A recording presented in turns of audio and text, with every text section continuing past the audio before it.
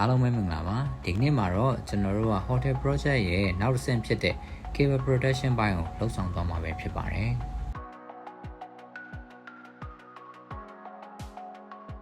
ဒီကနေ့ကတော့ second floor မှာရှိတဲ့ cable တွေကို protection လုပ်ပြီးသွားမှာပဲဖြစ်ပါတယ်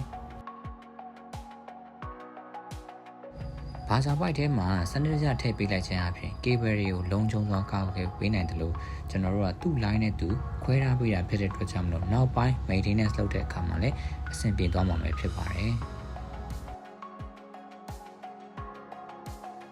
ဘာသာပိုက်အဆက်တွေကိုဆက်တဲ့အခါမှာလည်းကျွန်တော်တို့ကတိဆက်လေးဆက်ထားပေးတာမျိုးမဟုတ်ပဲနဲ့တစ်ခုနဲ့တစ်ခုအစွဲရုံးမှာပြုတ်မထွက်သွားအောင်တည်တည်ချာချာလေးကျွန်တော်တို့စိတ်ရှိရှိလေးနဲ့လှုပ်ဆောင်ပေးထားပါတယ်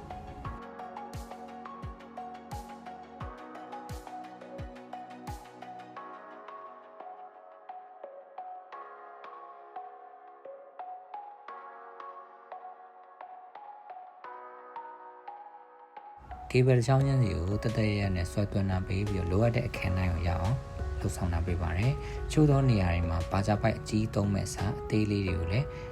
အလှအနေနဲ့ဖြစ်ဖြစ်ကုန်ကျစရိတ်သက်သာအောင်ဖြစ်ဖြစ်သုံးတာပေးပါတယ်။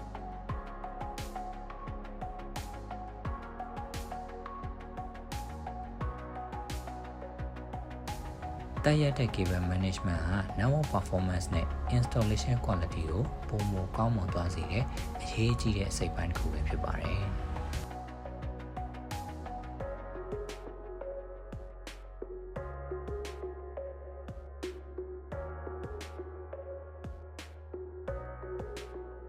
Professional CCTV and network installation service တွေအတွက်ကျွန်တော်တို့ InfoLink CCTV and IT solution ကိုယုံကြည်စိတ်ချစွာဆက်သွင်းနိုင်ပါတယ်အားလုံးကျေးဇူးတင်ပါတယ်